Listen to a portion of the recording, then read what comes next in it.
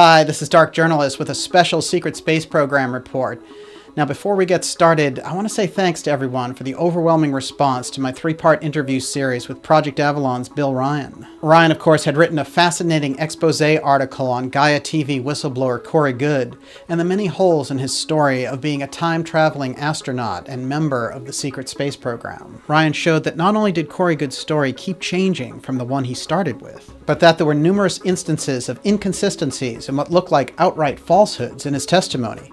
Ryan's conclusion? Goode was a pathological liar who may be being used in some way to discredit research into the secret space program and UFOs. The closer we look at this situation, the more it appears that Goode's story is part of a carefully staged marketing campaign, the tentacles of which reach into many different avenues of independent media. In this part 1 of 6 special reports of what is behind this effort to confuse and co-opt the narrative around the topics of UFOs and the secret space program, we'll travel far into what I call the New Age deep state. Let's take a closer look.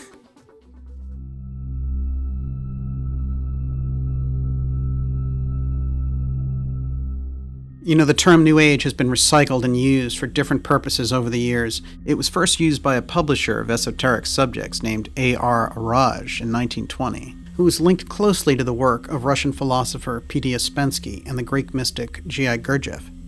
There were many groups of psychic and spiritual teachings emerging as a backlash to the scientific materialism that dominated at the turn of the 19th into the 20th century. Rudolf Steiner's anthroposophy and Helena Blavatsky's theosophy brought a number of talented writers, mystics, and philosophers together and made a huge impact on their age by opening up alchemical and esoteric traditions to a worldwide audience. Eventually, subjects like reincarnation, yoga, meditation, and spiritual living, along with psychic experience, were becoming more acceptable in society. This wave really exploded by the 1960s and 70s with pyramid power, life after death, and information about the lost continent of Atlantis coming to the fore of public consciousness. By the time we got to the 1980s and 90s, the term New Age had become the catch-all phrase for anything dealing with these subjects, and wearing crystals and going to chant circles was far more common in daily life.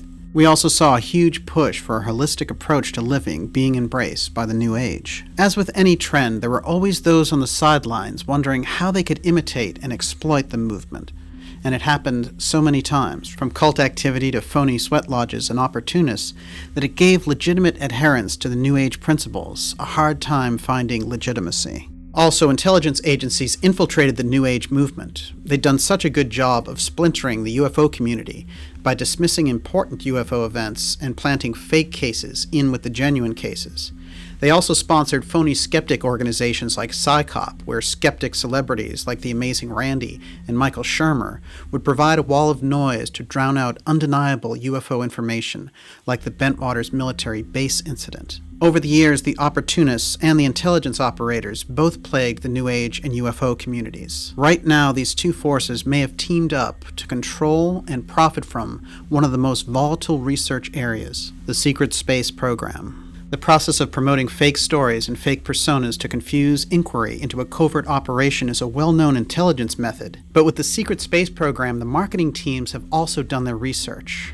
By implanting the genuine research into the topic, the wild science fiction concepts that they've developed, they've realized they can pull in a demographic that's been elusive, the teen market, with its endless obsession for apps, video games, and movies. Now, either by design or happenstance, the unscrupulous marketing teams and the intel community are both on the same page and poised to achieve their aim, misdirecting UFO and SSP research while turning a huge profit. With all that in mind, let's take a look at some of Goode's recent activities.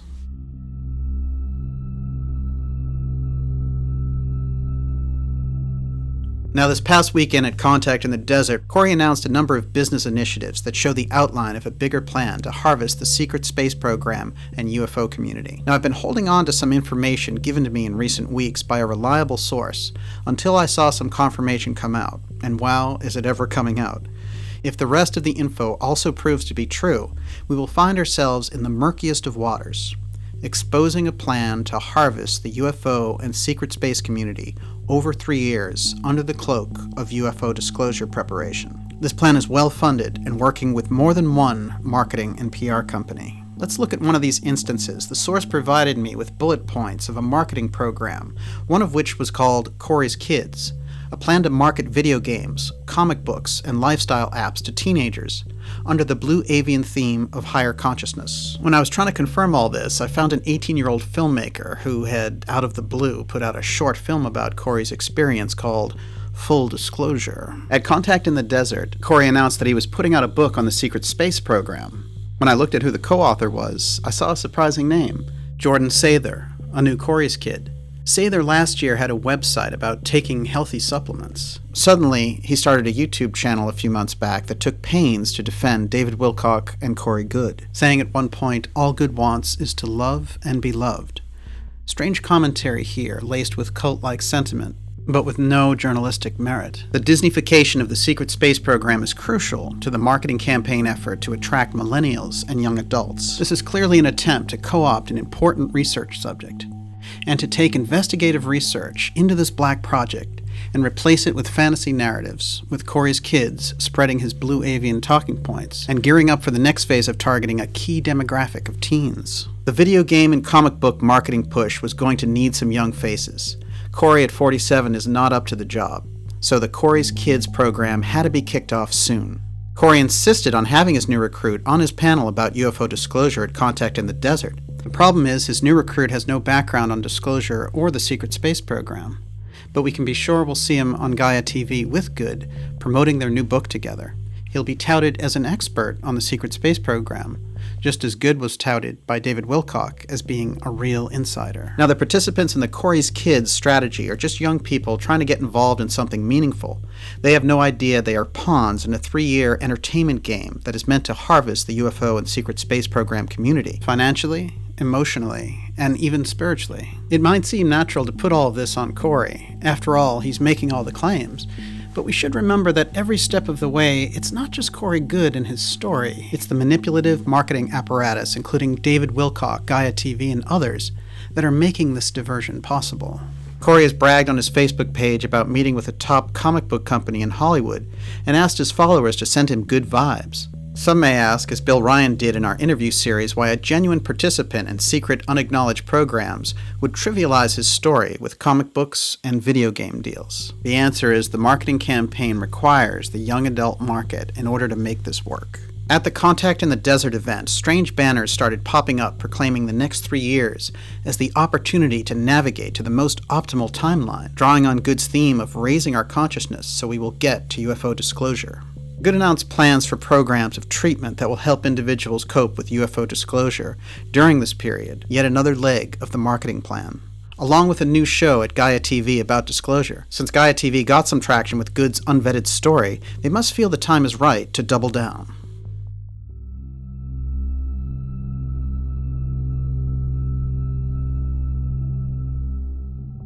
Goode's marketing campaign has adopted popular alternative themes like high-vibration foods, meditation, consciousness raising. This attempt to co-opt spiritual living memes sets the trap for a seeker to agree with Goode on these topics and ignore or go on faith with Goode's far-flung stories of being a galactic messenger of blue avian aliens. This technique is also employed by cult leaders to establish rapport and gain trust. When Goode was mildly challenged about his stories and asked to respond to allegations of fraud raised by Project Avalon's Bill Ryan on a recent radio appearance, Goode came forward with a new marketing slogan, Unity in the Community.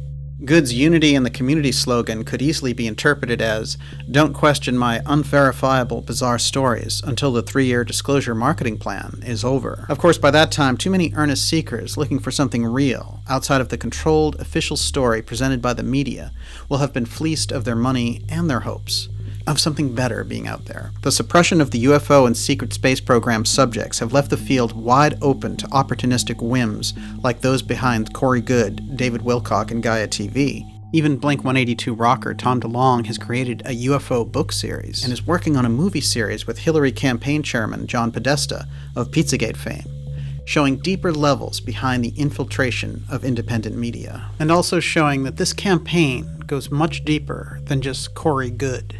Goode and his story may have been manipulated early on, but now it's clear that he's fully on board. These business ventures are out in the open now since this past weekend at Contact in the Desert, so we don't have to just rely on sources anymore. Recently, the original interviewer of Corey Goode, Christine Anderson, went on record saying that the person she originally talked to, who had PTSD and was on disability, and who struggled with bringing his story out, was unrecognizable from the new version. The new marketing CGI version of Corey Goode, she said, made her physically ill. The spectacle of an unverified story of galactic travel and adventure was a far cry from Corey's original discussion about having a difficult life.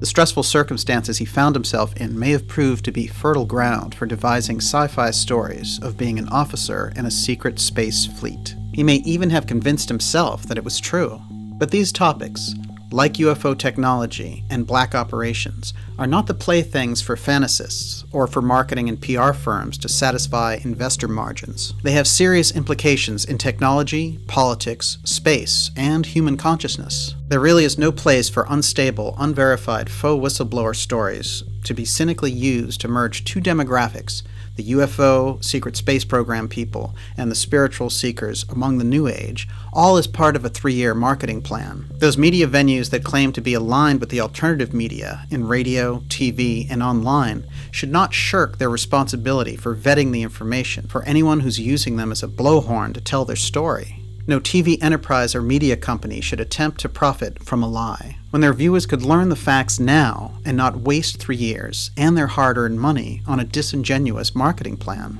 Now, there's more information coming on this story. I've seen some of it, and it isn't pretty.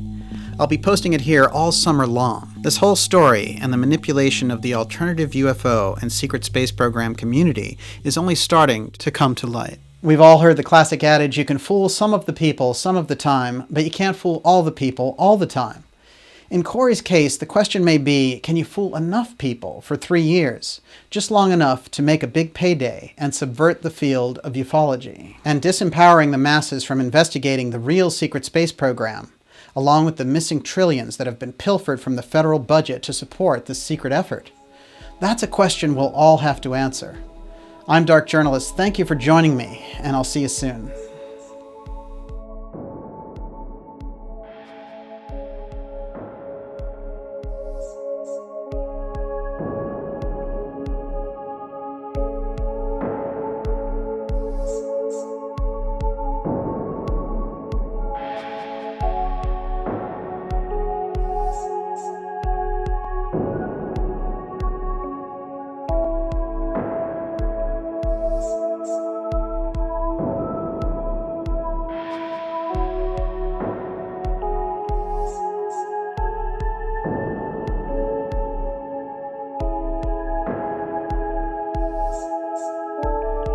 Subscribe to our newsletter at darkjournalist.com to stay updated on the latest shows.